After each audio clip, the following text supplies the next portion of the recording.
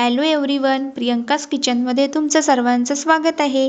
आज मी मस्त tasty recipe घेऊन आली आहे, ती म्हणजे तिखट पुऱ्या। चला तर मग कशा बनवायच्या ते बघूया।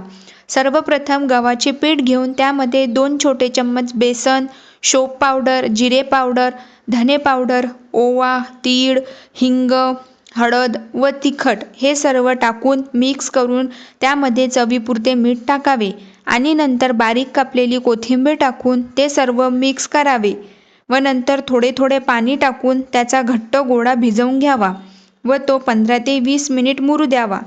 नंतर त्याचे छोटे छोटे गोळे करून त्या लाटून घ्याव्या।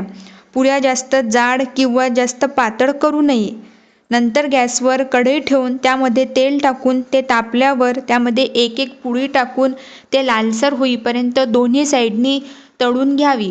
गरम तेलामध्ये पुरी टाकताना गॅस मोठा ठेवावा, त्यामुळे पुरी तेलकट होत नाही।